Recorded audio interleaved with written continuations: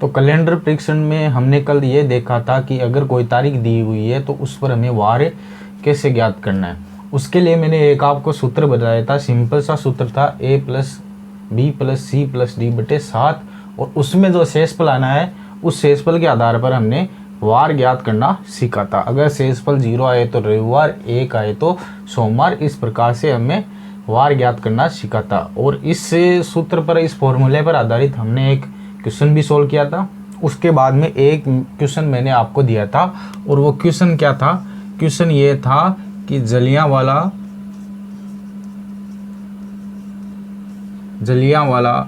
बाग हत्याकांड किस वार को हुआ, ये क्वेश्चन था। ठीक है, ये क्वेश्चन था जलियांवाला बाग हत्याकांड किस वार को हुआ। अब मैंने ये क्वेश्चन दिया था और आपको ये बोला था कि इसके लिए हमें वार निकालना है, किस वार को हुआ। तो मैंने ये कहा था कि भाई पहले तो हमें तारीख पता होनी चाहिए। तो जलियांवाला बाग हत्याकांड की तारीख है, वो तारीख क्या है? 13 अप्रैल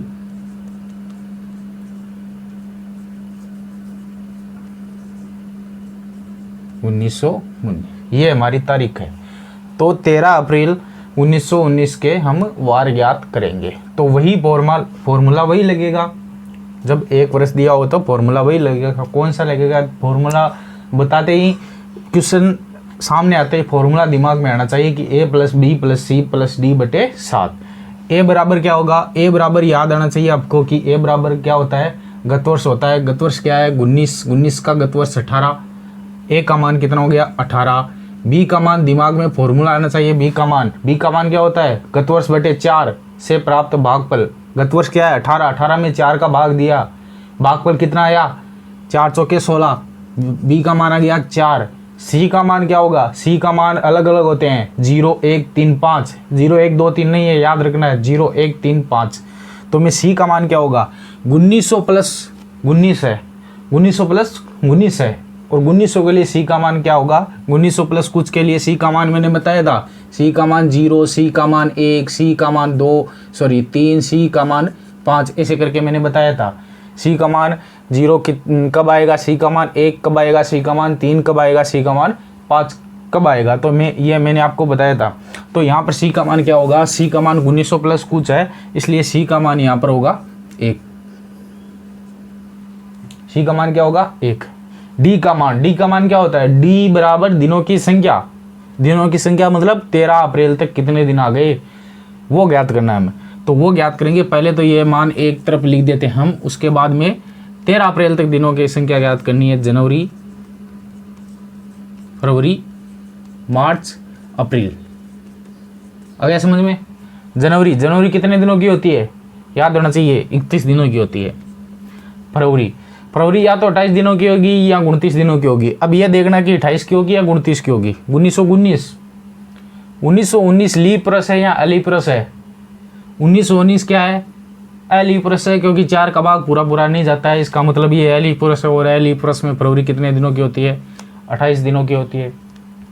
मार्च कितने दिनों की होती है? 31 दिनों की होती है। अप्रैल कितने दिनों की होती है? वो हमें यहाँ पर देखना है कि 13 अप्रैल तक है। क्या है? 13 अप्रैल। भाई हमें दिनों की संख्या ज्ञात करनी है 13 अप्रैल तक, 1 जनवरी से लेकर 13 अप्रैल तक।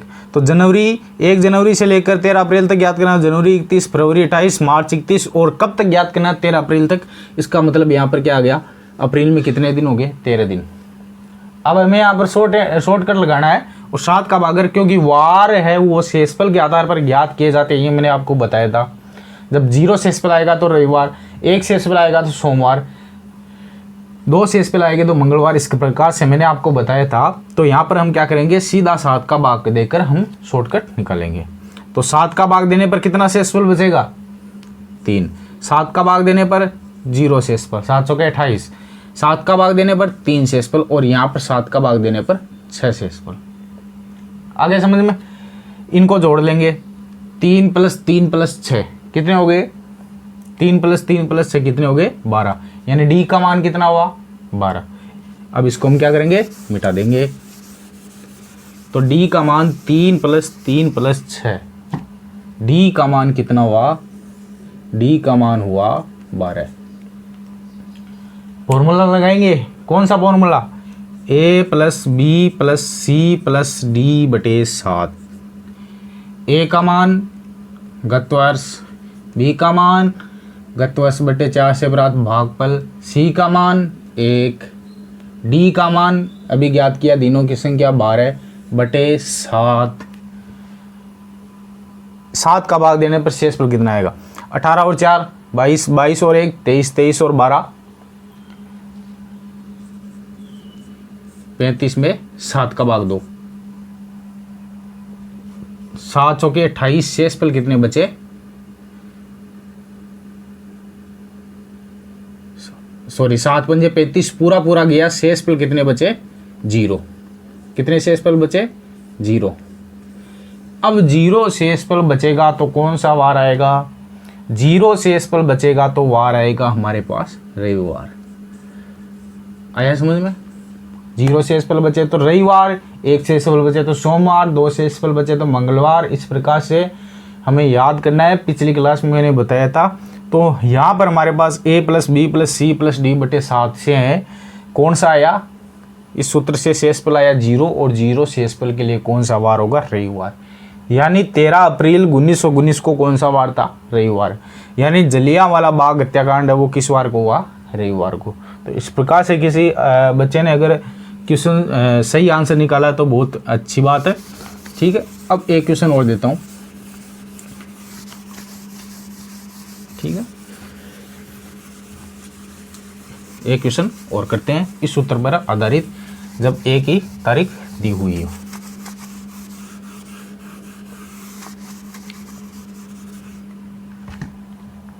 क्वेश्चन क्या है?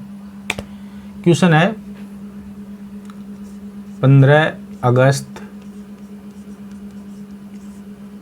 1947 को कौन सा वार था? ये हमें ज्ञात करना है।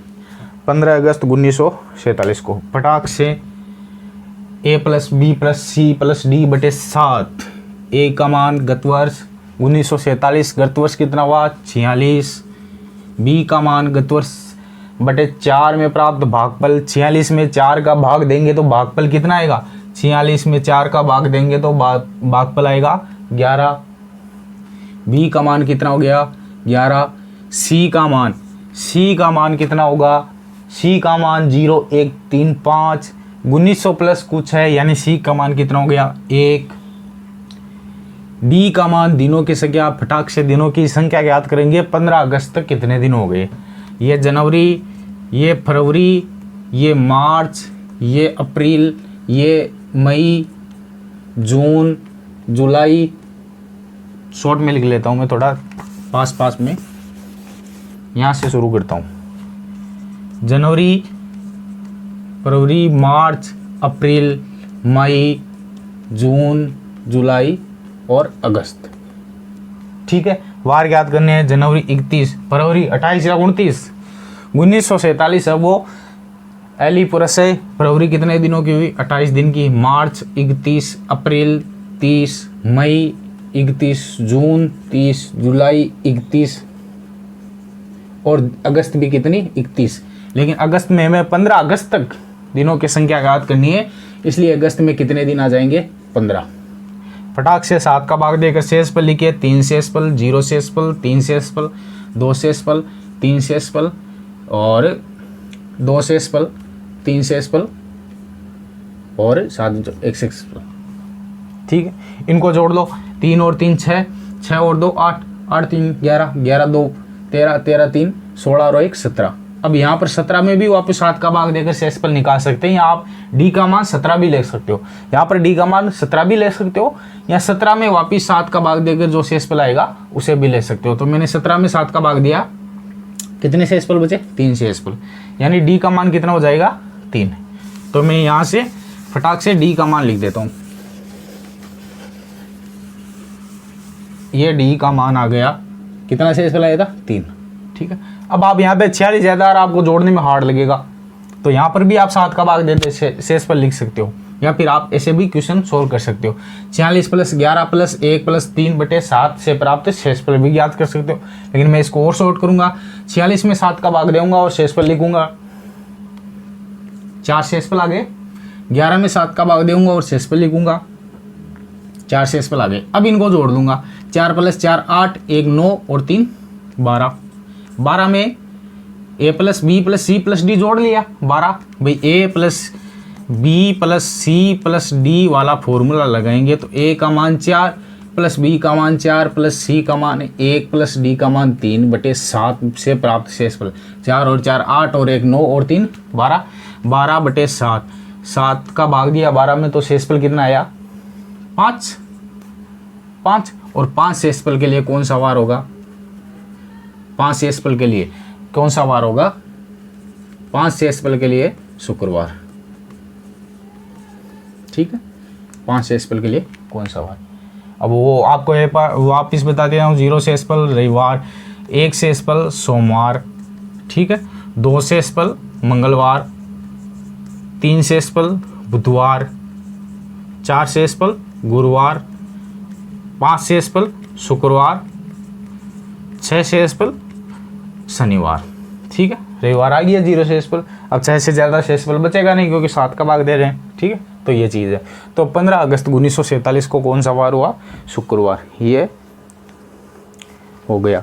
आप यहाँ पर इसका स्क्रीनशॉट लेकर वैसे भी कर सकते हैं, स्क्रीनशॉट लेकर।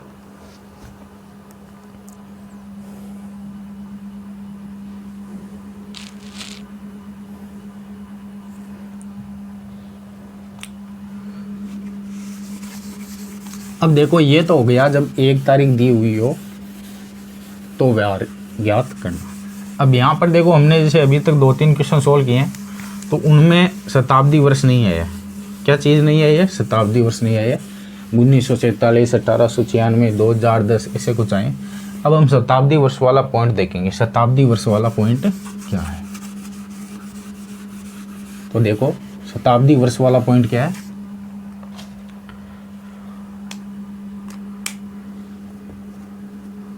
यहाँ पर हमें याद रखना है,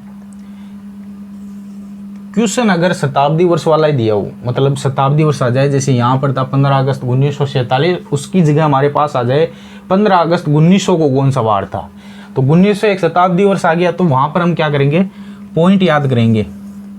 जब शताब्दी वर्ष दिया हो, क्या दिया हो, जब शताब्दी वर्ष दिया हो, जब शताब्दी वर्ष दिया हो तो क्या करेंगे, ए का मान हमेशा 1 लेंगे, चाहे वो 1800 आए, चाहे 1900 आए, चाहे 1700 आए, चाहे 2000 आए। बी का मान हमेशा 3 लेना है, याद करना आपको।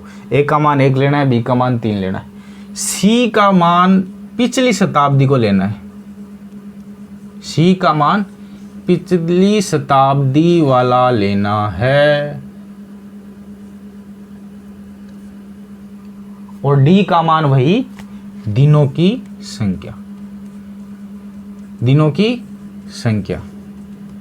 अगर समझ में शताब्दी वर्ष आ जाए, जैसे मान लो यहाँ पर क्वेश्चन आ जाए आपके पास, यहाँ पर क्वेश्चन आ जाए 10 अप्रैल 1900 को कौन सा वार था, तो हम क्या करेंगे, यहाँ पर क्वेश्चन आ जाए 10 अप्रैल 1900 को कौन सा वार, तो शताब्दी वर्ष आ गया 1900, शताब्दी वर्ष आ गया तो ए का मान फिक्स 1 लेना है, बी का मान फिक्स 3 लेना है, सी का मान पिछली शताब्दी वाला लेना है।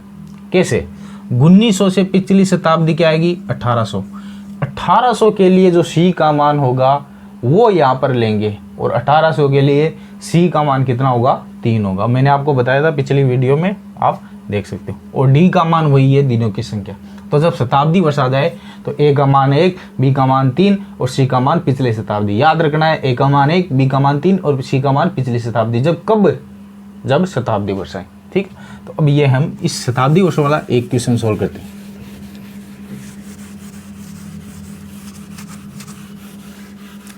यही क्वेश्चन ले लेते हैं 10 अप्रैल 1900।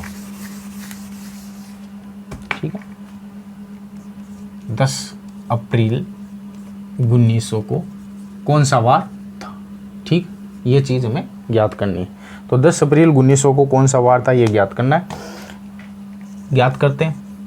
10 अप्रैल 1900 एक शताब्दी वर्ष है। देखते हैं दिमाग में आना चाहिए 1900 एक शताब्दी वर्ष है। तो ए का मान फिक्स, बी का मान फिक्स, ए का मान 1, बी का मान 3 फिक्स, सी का मान पिछली शताब्दी 1900 से पिछली शताब्दी 1800 के लिए सी का मान क्या होगा 0 1 3, सी का मान 3।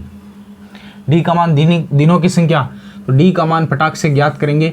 डी का मान फटाक से ज्ञात करेंगे। 10 अप्रैल तक कितने दिन हो गए, जनवरी, फरवरी, मार्च, अप्रैल।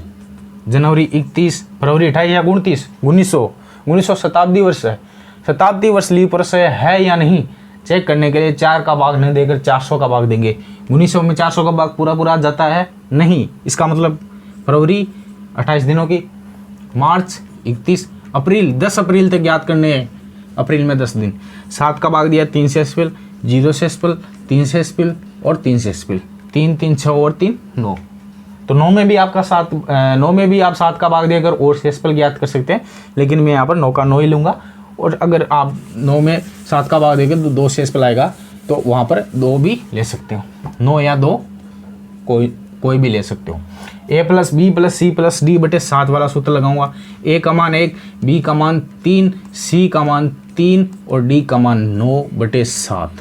फटाक से स्पेल निकालेंगे। 3 और 1 4, 4 3 7 और 9 16। 16 में 7 का भाग दिया, 16 में 7 का भाग दिया। स्पेल कितना आएगा 2 स्पेल। स्पेल कितना आया 2 स्पेल। अब 2 स्पेल के लिए कौन सा वार होता है 2 स्पेल के लिए मंगलवार। तो उत्तर क्या हो गया हमारा यहाँ पे मंगलवार। ठीक है, इस प्रकार से आपको शताब्दी वर्ष वाला क्वेश्चन ज्ञात करना है। तो शताब्दी वर्ष के लिए ए का मान 1 और बी का मान 3 और सी का मान पिछली शताब्दी, ये आपको याद रखना है जब शताब्दी वर्ष आ जाए। ठीक है, तो ये चीज़ शताब्दी वर्ष वाली हो गई। अब देखो नई चीज़ क्या है। ये तो हो गया जब एक ही तारीख दी हुई हो और उसका वार पूछे हमें, तो फटाक से a plus B plus C plus D वाला सूत्र लगाएंगे। अब देखो क्या है, अब नई चीज़ क्या है। अब नई चीज़ है, एक पॉइंट है। पॉइंट क्या है, पॉइंट ये है जब एक तारीख दी हुई हो और दूसरी तारीख का वार ज्ञात करना हो। कैसे, तो पॉइंट लिखेंगे जब एक तारीख या वर्ष, ठीक है, एक तारीख वर्ष दिया हो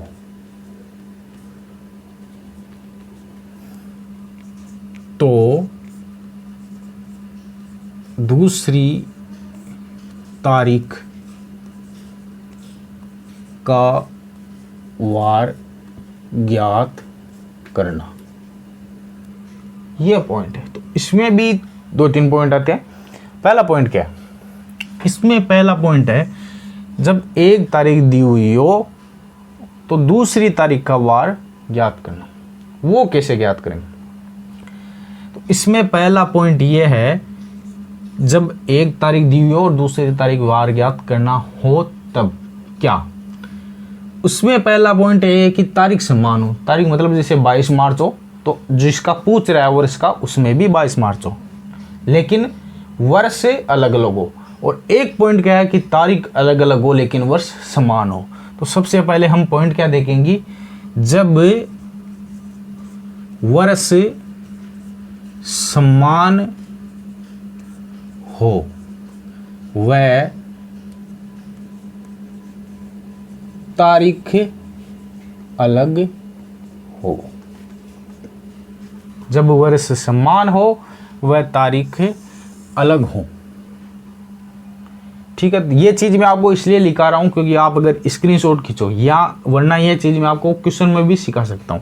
ऐसे आपके लिखने में समझ में नहीं आएगी, जब क्वेश्चन डालूंगा तब समझ में आएगी। ठीक है, तो जब वर्ष समान हो वह तारीख अलग हो तब क्या करना है, तब क्या करना है, तब करना है कि दी गई तारीखों के मध्य दिनों की संख्या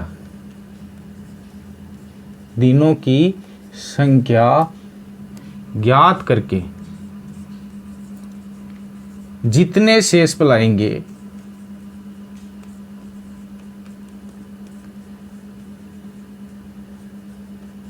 उतने दिन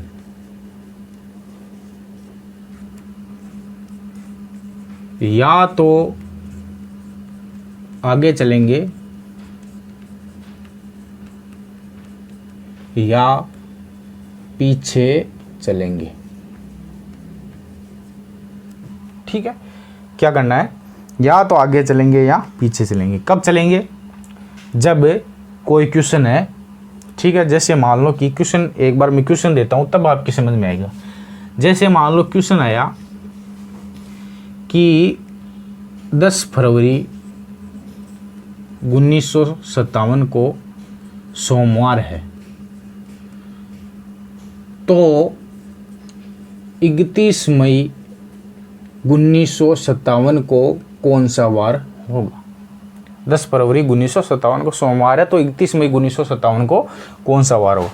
अब देखो यहाँ पर है वर्ष समान, पूछना वाला वर्ष और दिया गया वर्ष समान है, तारीख अलग अलग है। यहाँ 10 फरवरी है, 31 मई है। 10 फरवरी का वार दिया हुआ है सोमवार और 31 फरवरी का वार ज्ञात करना है। तो यहाँ पर करना क्या है, 10 फरवरी से लेकर 31 मई तक के दिनों की संख्या ज्ञात करनी है।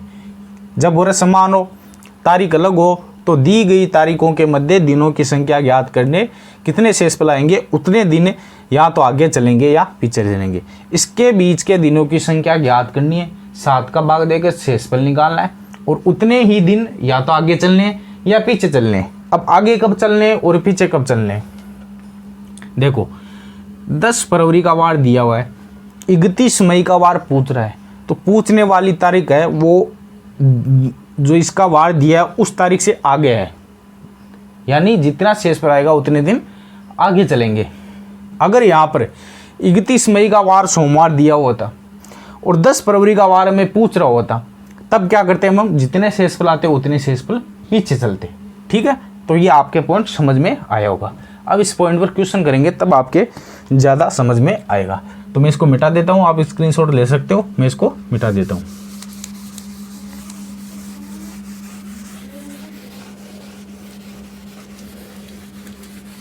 अब क्या करेंगे, इस पॉइंट पर क्वेश्चन याद करेंगे जब एक तारीख दी हुई हो और दूसरा वार दूसरी तारीख का वार पूछ रहा हो और उसमें भी कंडीशन क्या हो, जब वर्ष समान हो वह तारीख अलग अलग हो, तब वार कैसे याद करेंगे वो हमें याद करना है। तो मैं यहाँ पर आपको एक क्वेश्चन देता हूँ।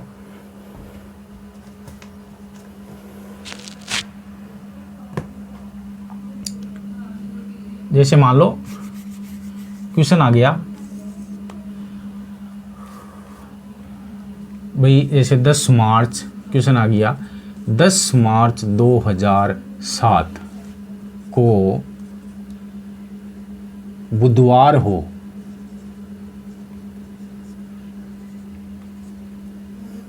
तो 25 जुलाई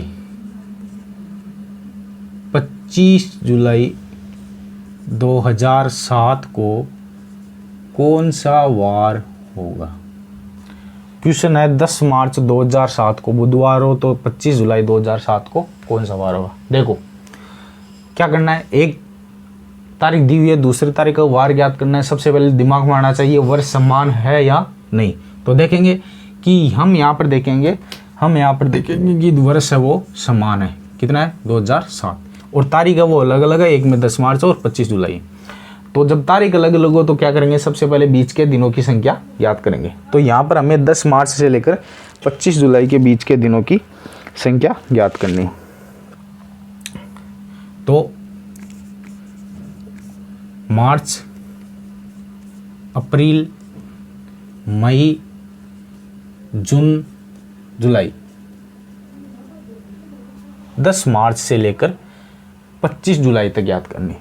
अब देखो 25 जुलाई तक याद करनी है, जुलाई में कितने दिन आ गए 25, ठीक है।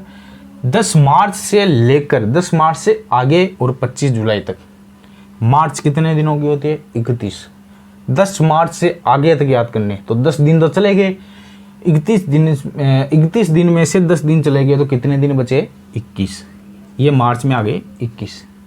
अप्रैल में 30, मई में 31, जून में 30 और जुलाई में 25, क्योंकि 25 जुलाई तक ज्ञात करना है। वही शेषफल ज्ञात करेंगे। 7 का भाग शेषफल 0, 7 का भाग शेषफल 2, शेषफल 3, शेषफल 2 और शेषफल 4। 2 और 3 5, 2 7 और 4 11। 11 में वापस 7 का भाग दिया, शेषफल कितने आए? 4। शेषफल कितने आए? 4। अब शेषफल 4 आए तो हम करेंगे क्या? या तो 4 दिन आगे चलेंगे या 4 दिन पीछे चलेंगे। तो यहाँ पर देखना मैं 10 मार्च 2007, 10 मार्च 2007 का वार दिया हुआ है बुधवार, और 25 जुलाई का मार्च हमें पूछ रहा है। तो 25 जुलाई पूछ रहा है, पूछने वाली तारीख है वो दी गई वार वाली तारीख से आगे है, पूछने वाली तारीख आगे है, इसका मतलब हमें 4 दिन आगे चलना है। आया समझ में? तो 10 मार्च 2007 को बुधवार है। क्या है? बुधवार है। तो हमें यहाँ पर बुधवार से 4 दिन आगे चलना है, क्योंकि पूछने वाली तारीख 25 जुलाई है, वो 4 दिन आगे हैं। जब बुधवार से 4 दिन आगे चले तो कौन सा आया? गुरुवार, शुक्रवार, शनिवार और रविवार। यानी उत्तर क्या हुआ? रविवार। उत्तर क्या हुआ? रविवार। यानी 25 जुलाई 2007 को कौन सा वार हुआ? रविवार। ठीक है। तो ये चीज़ है, जब एक तारीख दी हुई हो, वर्ष समान हो और तारीख अलग अलग हो तो वार कैसे ज्ञात करते हैं। तो अभी के लिए इतना ही, और आगे के लिए मैं जैसे एक क्वेश्चन दे देता हूँ, चलो क्वेश्चन कल ही कर लेंगे। तो ये चीज़ है और आगे के लिए हम कल देखेंगे। तो आशा करता हूँ कि आपके कैलेंडर में थोड़ा बहुत समझ में आ रहा होगा। बहुत सारे क्वेश्चन सोल्व करेंगे, बाद में भी करेंगे, तो आसानी से आप जितने क्वेश्चन सोल्व करोगे उसी प्रकार से आपसे समझ में आएगा। आपने ऐसे नहीं कि आपने बोर्ड पर पढ़ लिया और वो समझ में आएगा, वहाँ से तो आपको सोल्व करने का तरीका मिलेगा क्वेश्चंस को। ठीक है। बाकी क्वेश्चन आप सोल्व करोगे, स्वयं सोल्व करोगे किसी बुक से, किसी प्रैक्टिस सेट से, तो वहीं से आपको दिमाग में आएगा कि कहाँ कहाँ पे कौन कौन सा फॉर्मूला लगाना है, कैसे सोल्व करना है। तो वहीं से आप सीखोगे। ऐसे बोर्ड, केवल बोर्ड पर देखने से आप नहीं सीखोगे। मैं तो आपको तरीका बताने वाला हूँ। ठीक है। तो आज के लिए इतना ही।